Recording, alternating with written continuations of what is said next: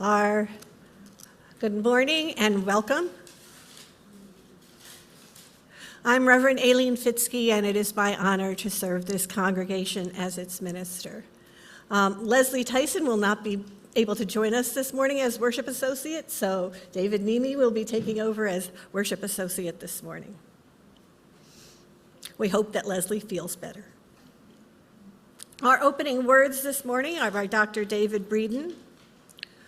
Welcome to a new story. Welcome to a day unwritten. We gather to speak of possibility. We remember the losses, we remember the victories. We embrace the possible over the probable, weaving a story of hope. Join us in a new story. Join us in a day unwritten. Join us in the future of possibility.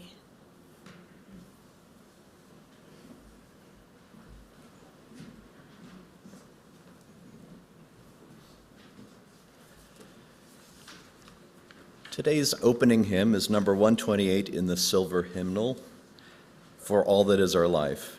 The lyrics are also on the back of your order of service. We are having trouble with this screen today, so they won't be up there. Please rise in body or spirit and join us in singing.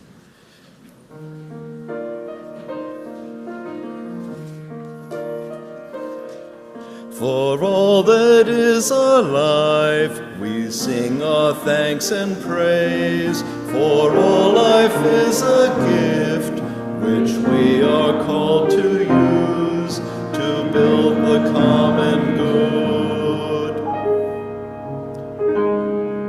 and make our own days glad.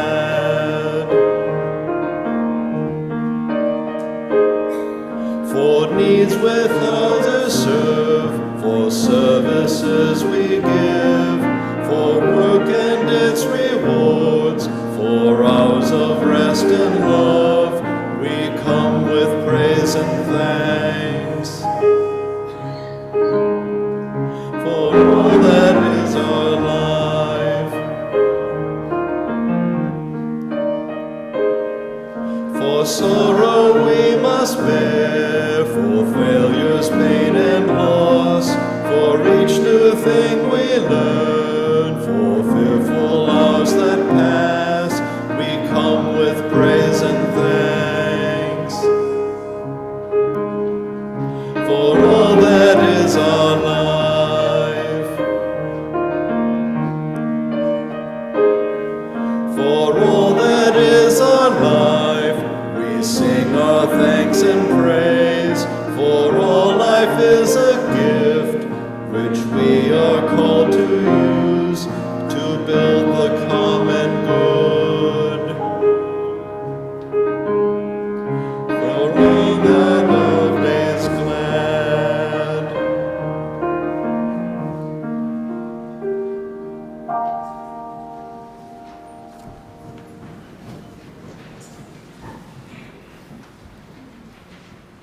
Today's chalice lighting, A Shared Story, is written by Reverend Sandra Fees. For the stories that long to be told and retold, for the stories that long to be imagined and reimagined, for the stories that long to be envisioned and celebrated, we kindle this chalice.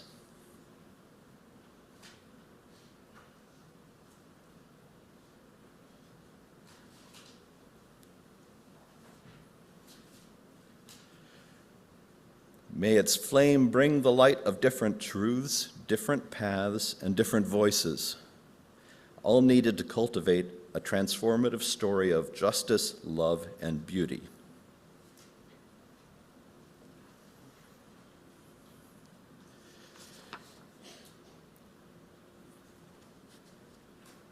At our church, we have a beloved tradition of singing our covenant together every Sunday. Love is the spirit of this church. It is our way of recommitting to each other. The words are on the back of your order of service or in the chat box if you're online. Here in the sanctuary, please remain seated as we sing the covenant. If you are visiting us this morning for the very first time, please accept this song as our blessing to you.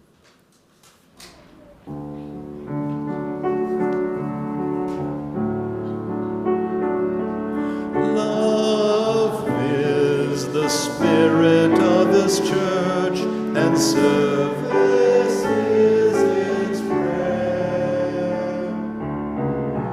This is our great covenant, to dwell together in peace, seek truth in love, and to help one another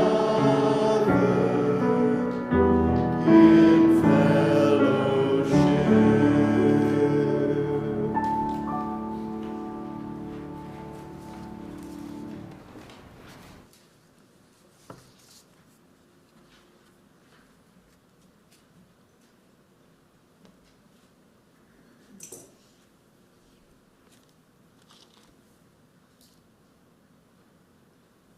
Now is the time in our service when we share our joys and concerns so that no one ever has to hold them alone.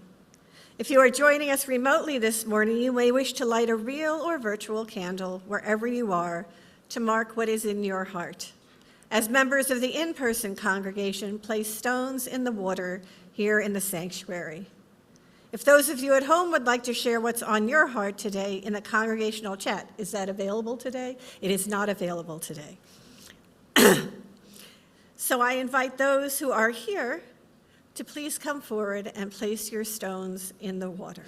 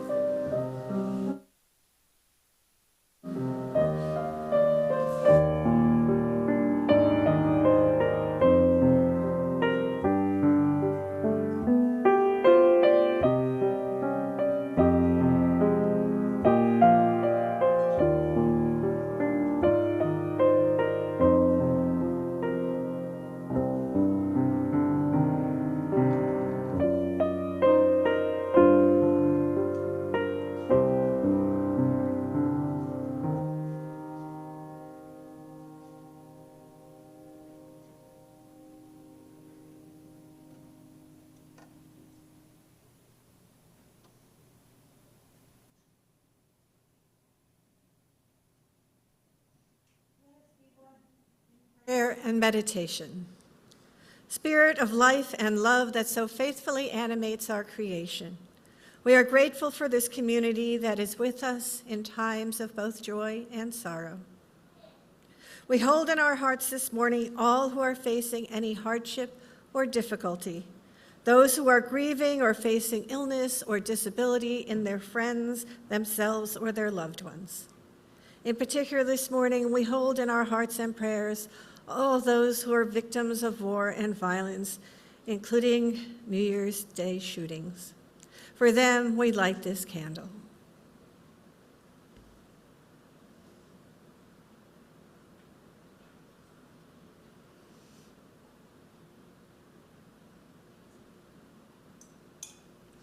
Let us take a moment of silence.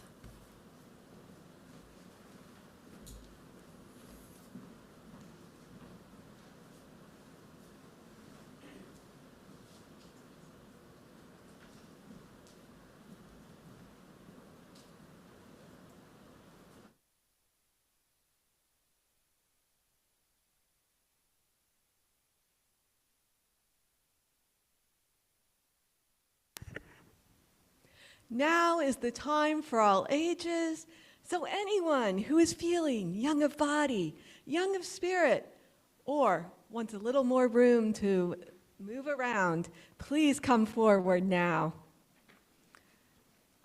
The story today is about Sankofa.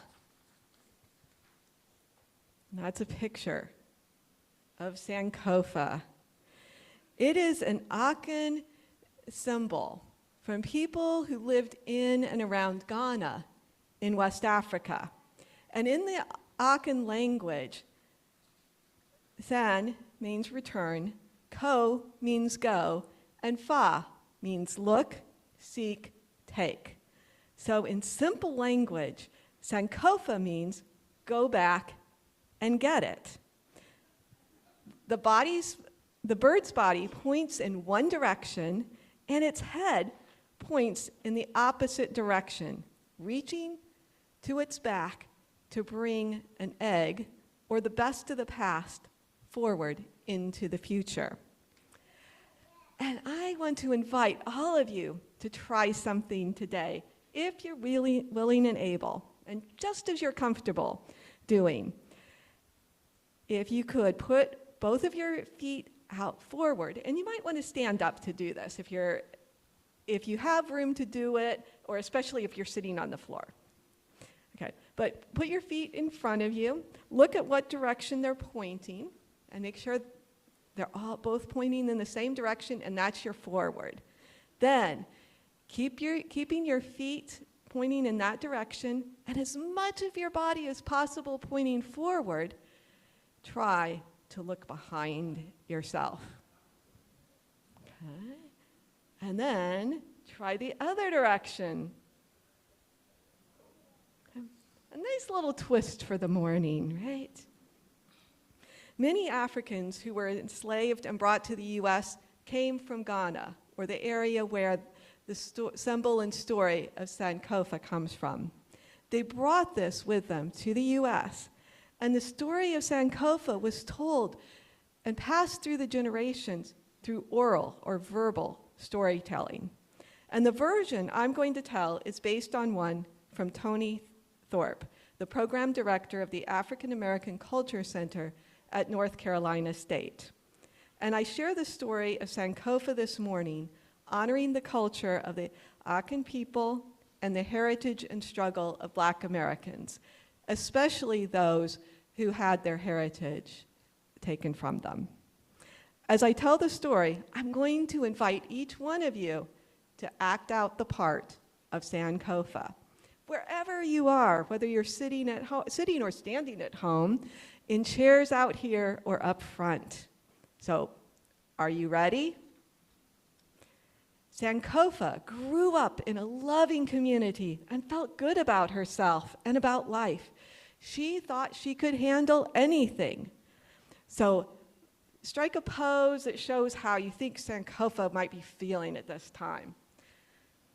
And how are you feeling? Oh, I look some joy maybe, pride, strength. Great. One day, she decided to leave her village, which wasn't considered an appropriate or a good thing to do. She did it without telling anyone. That wasn't good. And so how do you think she looked at that time as she left the village? Yeah, kind of sneaking away. Yeah.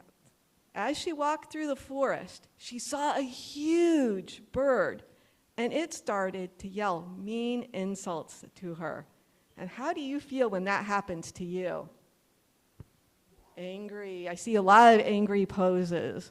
Someone wanting to tell them off, but angry. How about anyone feeling kind of scared? Yeah, oh, yeah, sad. Well, she started to feel afraid, and she began to doubt herself. And she quickly left the forest and returned to her village. So carefully doing this so you don't hit anyone. Pretend like you're flying quickly home. She reached her village, and when she got there, her friends and family all welcomed her back and supported her. So how do you think she's feeling now? Good, yes, much better. And over time, with the help of her community, she began to feel better and become more self-confident. So you want to show how she was looking when she left the forest, and then as the community supported her. And how do you is she feeling better now? Yes. Eventually, she decided to return to the forest and face that bird. This time, she told all her friends and family and ancestors, and they all supported her decision. So how do you think she's feeling now? And she goes back, and how is she looking? She's going back openly and feeling a lot better and more self-confident, right? After walking through the forest for a while, Sankofa saw the bird. And with the self-knowledge and the confidence she had learned in her village, she faced the huge bird. So are you facing the bird with confidence? Yes? And it disappeared. So how do you think she was feeling then? Surprised? Anyone feeling stronger? Yes. When Sankofa returned to her village and everyone heard her story, the villagers carved a statue of Sankofa so that the children would remember Sankofa and her story.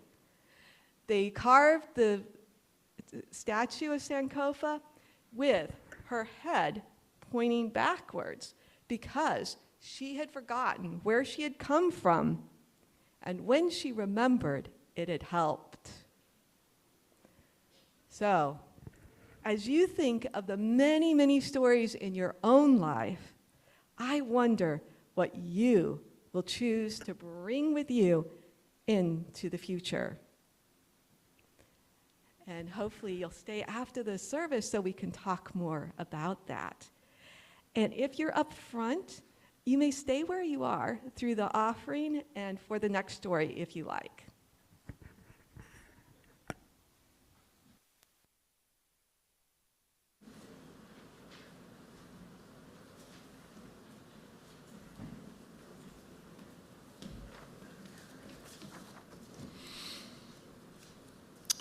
UUCR is a self-funded church and relies on the generosity of its members and friends to fund daily operations and to ensure that the church and its resources are here for us and others now and in the future. Pledges support our programs and activities: worship, music, religious education, programs for members and friends, community outreach, and our connections to Unitarian Universalism elsewhere in the area and across the country. We now invite you to support the work of the UU Church in Reston. You can make your donation to the collection plate if you're here in the sanctuary, or at the link on the slide, or in the chat box. Thank you for your generosity and support of our beloved spiritual home.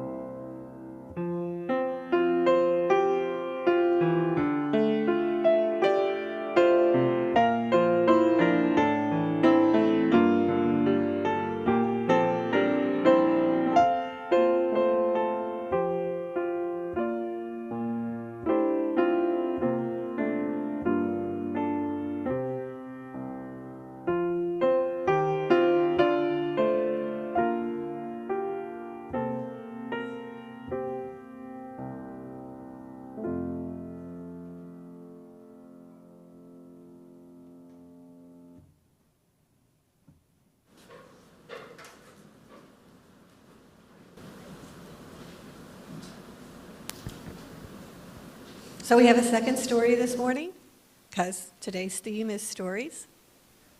So I'm going to need a little help. Like those people, those young ones who left, you could come back, because I'm going to need help with the story up here. I know, roll your eyes, but come on back.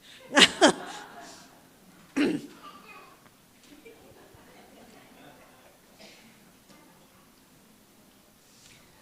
might need some help from those in this front area too. So this story is from a book on Filipino stories from the Philippines. My mother is from the Philippines, so I like to read about my heritage through story every so often. These books are a series of children's books so that children can learn the cultures of other countries through their stories. So this story is called The Battle of Sea and Sky. When time began, there was only the sky, the sea, and one blackbird. And the blackbird found herself flying in the sky and hovering over the sea. But she often got tired, and she'd have to stretch her wings and just glide. But she knew if she couldn't find rest, at some point she might fall into the sea, and she didn't want that. So she had to think of a way in order to find a place to rest. Now, in these times, the sky was much closer to the sea than it is now, and they could just reach out and touch each other. And the bird thought and thought and thought about it, and she said, "What can I do so that the sky and the sea might help me find a place to rest?" So first, the bird addressed the sea. You know what the sky's been saying? The sky's been saying that you're not really creative enough. You don't pull your weight around here. At least I can use the sky to fly in, but you don't really do anything for me. In fact, you're kind of worthless in the whole thing. And the sea got very angry. And the sea said, "You don't even understand my depths. Do you know what kind of life lives inside me? There's so much more life inside me than there is in the sky." And so she got very angry, the sea, and started roiling. And she started reaching up and trying to throw her water into the sky to try and teach the sky a lesson.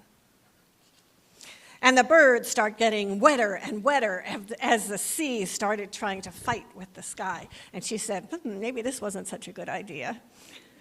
But then the sky answered back and said, "I said no such thing."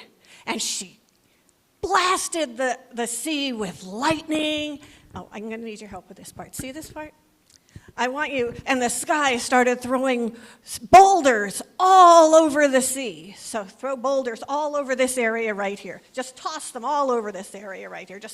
Well, they're not really boulders. They're more like tissue paper. So just throw them all over this area here. Yeah, that's good, great. Good. And the bird's getting a little nervous because, now stones or rocks are coming at her. But she said maybe this wasn't such a good idea. But the sky pulled away far, far into the heavens. So that's why the sky is so far away now. They had a disagreement with the sea. But when everything stopped, the bird looked down, and in the sea were all sorts of boulders. And the bird flew down and landed on one of the boulders and found out it was really steady. And she realized, even though she was in danger most of the time, that she had created. The sea and sky had helped her create islands, and now she could rest. And because this is a story from the Philippines, those islands that the rocks threw down, they became the archipelago of the Philippine Islands, where there are still, to this day, more than 7,000 islands.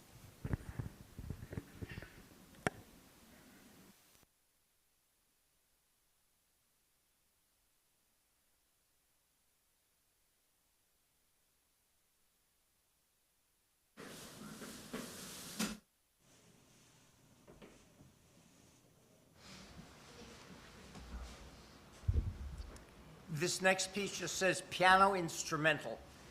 I think it's going to rain today by Randy Newman.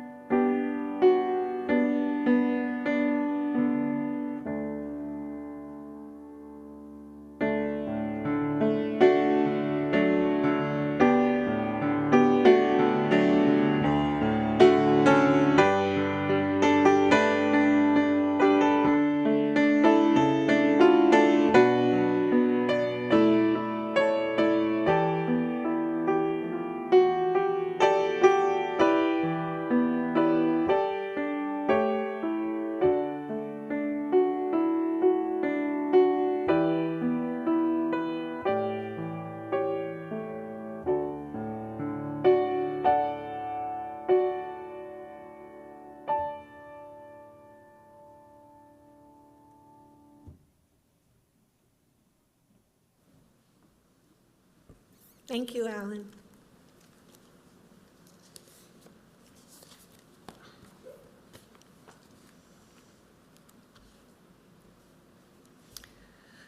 I got 2 books for Christmas, both of them books of stories. The first my sister picked up in the National Museum of the American Indian is a collection of stories of the native peoples of the Pacific Northwest. The stories were collected by an anthropologist at the turn of the 19th to the 20th century. The anthropologist's analysis and telling of the written stories reflects the prejudices of that time of non-native peoples to the Native American peoples of the country. A new introduction to the stories written in more contemporary times warns the reader about these prejudices. The second book is a cookbook, ostensibly, but in the book, the writer gives a recipe and then introduces a story from folklore that she associates with that recipe, a story that gives the food meaning, stories that she grew up with, stories deeply ingrained in her being. Who tells the story and how it is told is very important. What is included and what is left out is also very important. Years ago, I was part of a storytelling group. We would get together and tell stories to each other. Mostly they were stories from folklore. We would pick a story and then practice. When we met, we would critique each other so that we could become better storytellers. What should we add? What should we leave out? Should we be more expressive, less expressive? and we would perform for the public. We told tree stories at an open house at a local arboretum. We told bird stories at the Cornell Lab of Ornithology. One of the local storytellers who visited our group occasionally was actually a professional storyteller. That is, she traveled all across the country telling stories and teaching others how to tell stories. That was her job. She did a workshop for us once in which we learned to tell not just stories from folklore, but personal stories from our lives. At the end of the workshop, there was a performance of the stories to the public.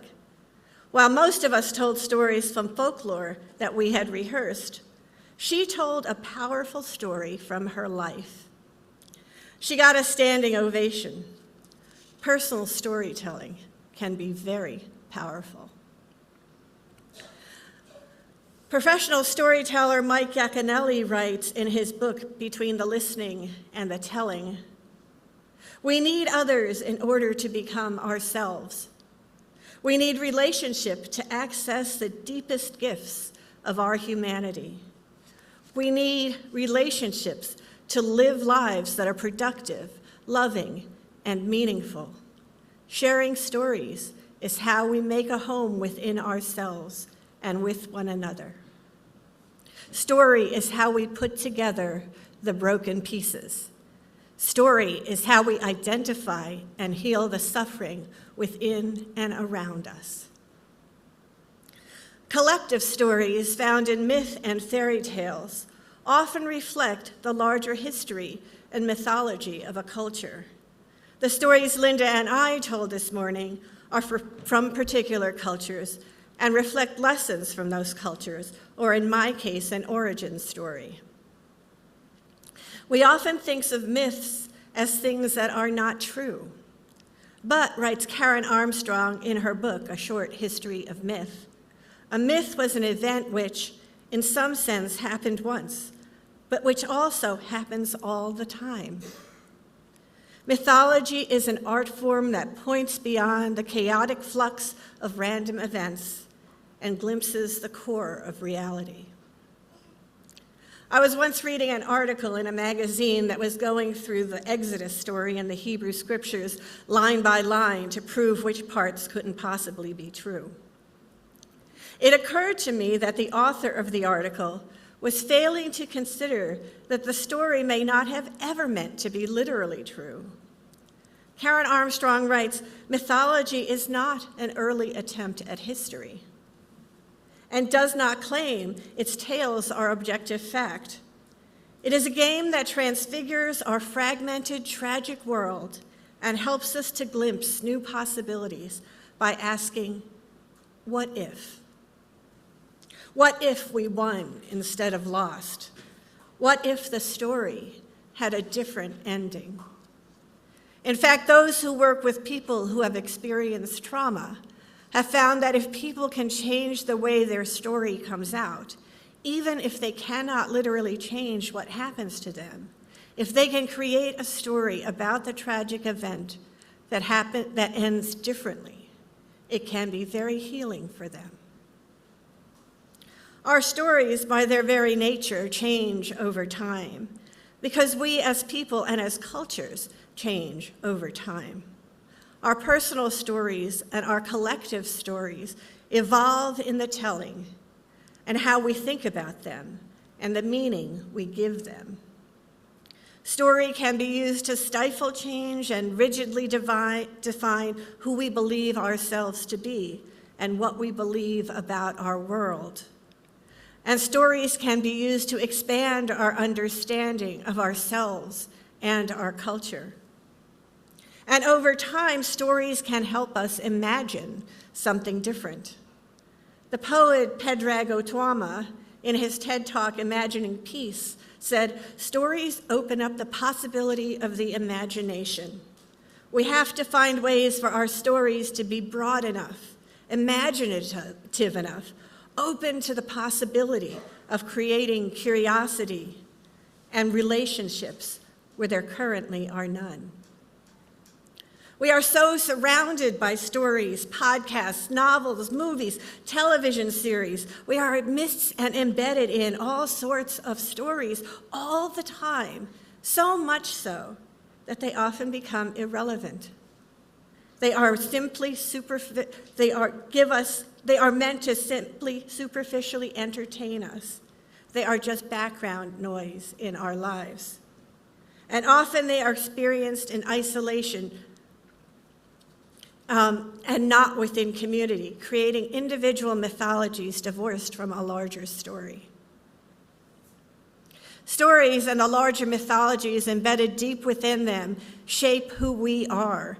And so we have to be careful of the stories we are telling ourselves about ourselves, both individually and collectively. Are our stories life-giving and open? Are they stories of belonging that move us toward each other rather than away from each other? Are they stories open to curiosity and compassion and understanding? We shape our stories to fit our lives, and we shape our lives to fit our stories. May we create stories that are hopeful and life-giving, and may we live into them with grace. Amen, and blessed be.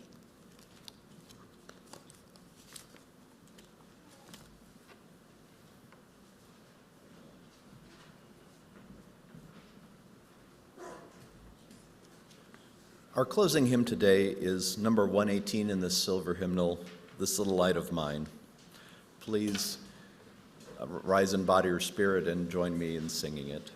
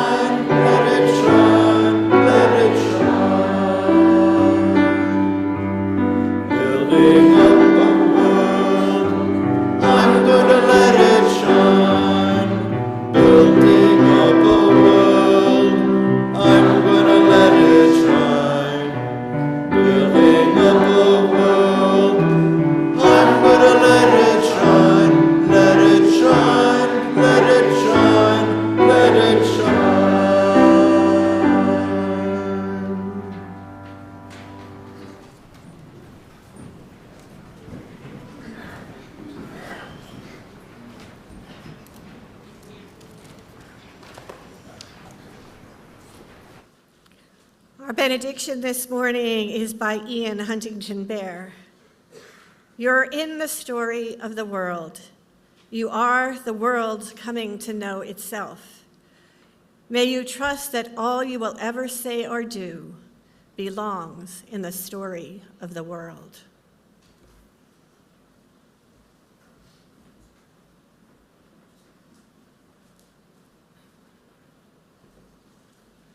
Today's chalice extinguishing words are Carry the Flame by Brian Keeley.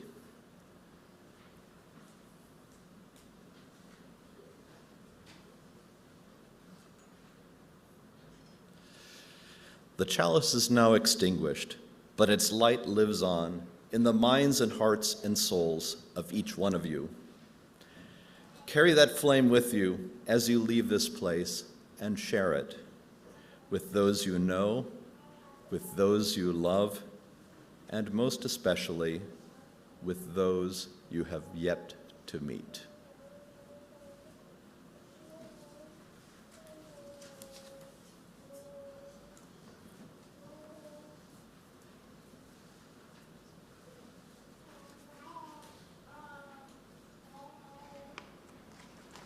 As Henry said, the postlude is not mine. It was written by Steve Seskin and Alan Shamblin, and it was discovered back in the 70s, early 80s, by a guy named Peter Yarrow, who you may know better from Peter, Paul, and Mary. Peter started a whole group called Don't Laugh at Me Initiative based on this song, along with a guy, Mark Weiss, who's an old friend of mine, an educator, and they went all around the world working on getting kids to stop bullying each other. This is a anti-bullying song, but it's also a participation song. So I'm going to teach you the chorus, and you're going to sing it with me, because it appears 4 times, and I expect to hear all of your voices. And it goes like this. David's doing like you can't hear me out there, right? Don't laugh at me. Don't call me names. Don't get your pleasure from my pain. In God's eyes, we're all the same. Someday we'll all have perfect wings. Don't laugh at me. Sing it with me. Don't laugh at me. Don't call me names. Don't get your pleasure from my pain. In God's eyes, we're all the same. Someday we'll all have perfect wings. Don't laugh at me. I'm a little boy with glasses, the one they call the geek. A girl who never smiles 'cause I have braces on my teeth. And I know how it feels to cry myself to sleep.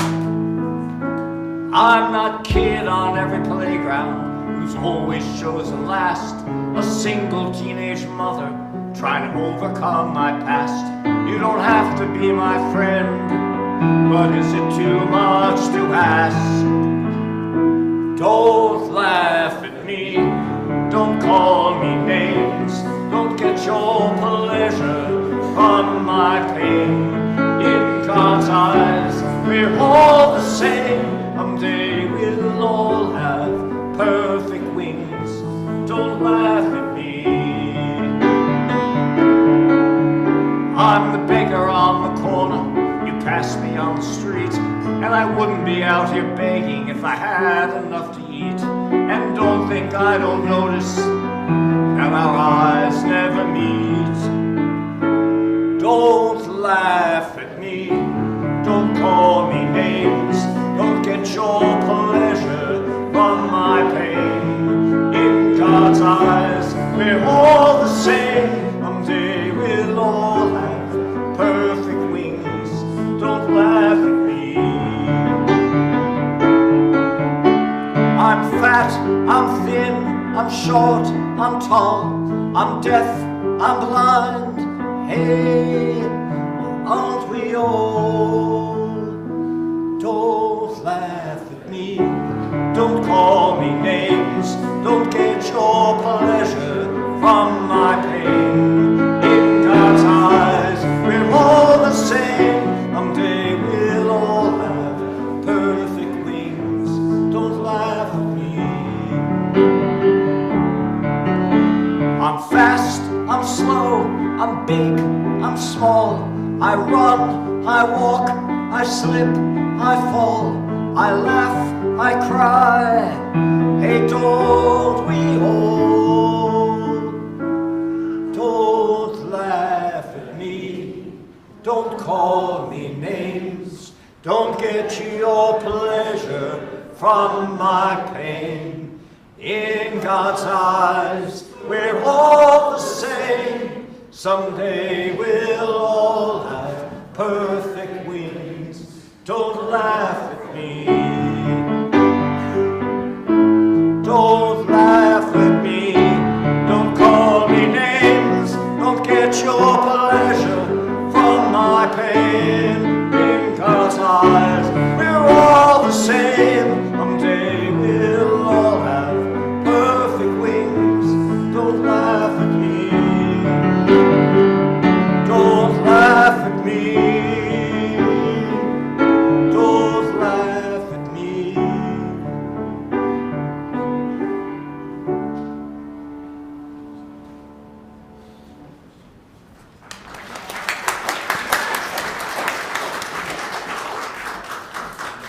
Thank you, Alan, and thank you all for being here this morning.